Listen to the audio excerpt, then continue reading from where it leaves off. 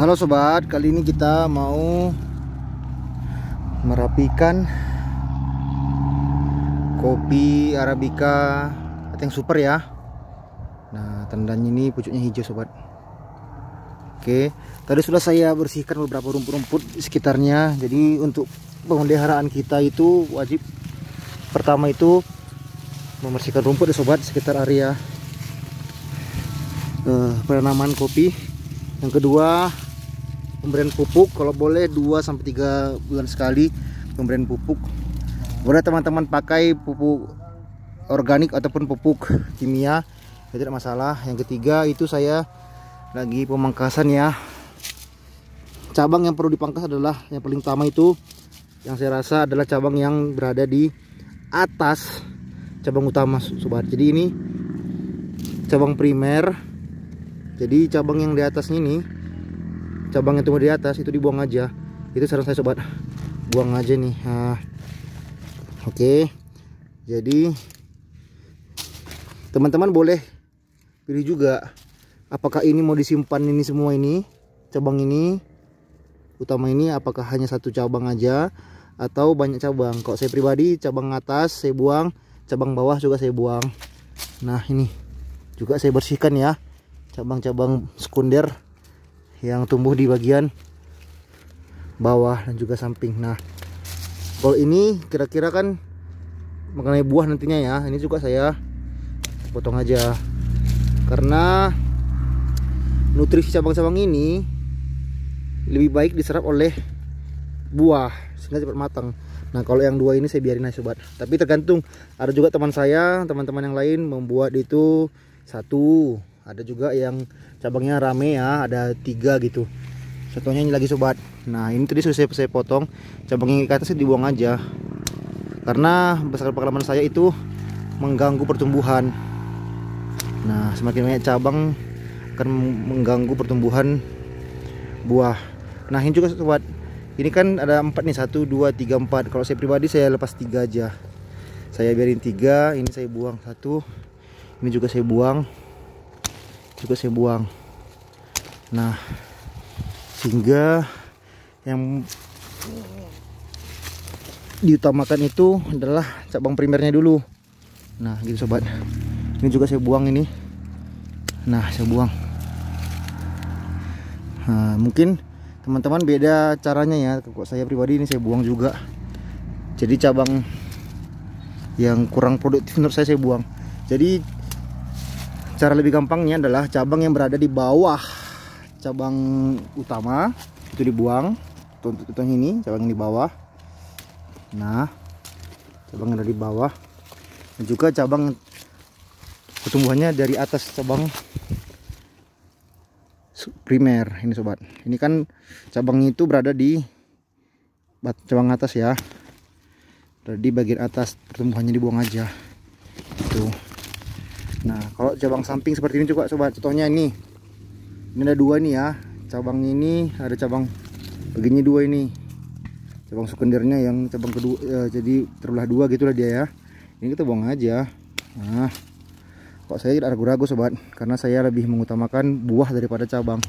Walaupun cabang itu tempat terjadi buah, tapi saya buang cabang yang kurang produktif gitu sobat. Nah ini juga ini, hati-hati aja sampai kena buah.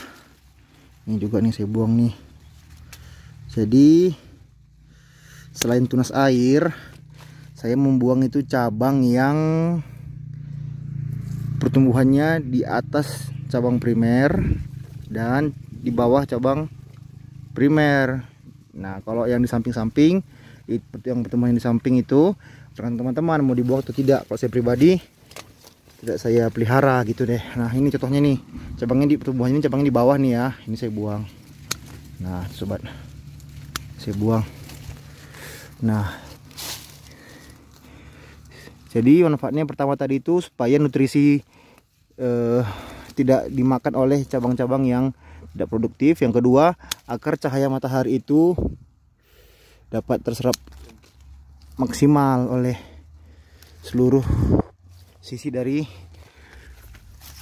kopi kita. Jadi kan ini kan terbuka nih kan. Yang kedua juga sirkulasi udaranya juga baik.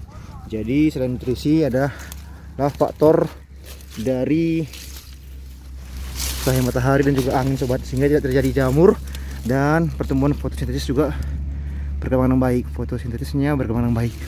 Contohnya lagi sobat, ini kan tadi kan rimbun nih ya. Nah jadi saya buang lagi nih,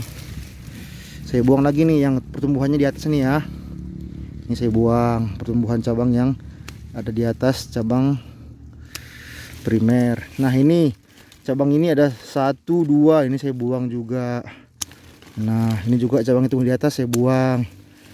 Nah ini ada juga cabang di atas nih ya, ini saya buang.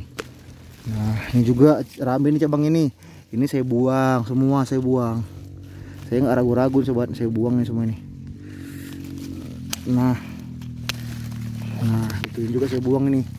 Saya biarin aja cabang ini karena saya lebih penting itu cabang primer. Itu. Bagaimana dengan yang ini? Kalau saya pribadi saya buang di sini. Nah nih, karena ini ada buahnya ya, biarin aja. Nanti kalau sudah kita panen kita buang lagi cabang ini. Nah itu sobat, gitu ya. Mungkin kalau saya salah ya, saya mohon koreksi. Teman-teman bisa tulis di kolom komentar ya.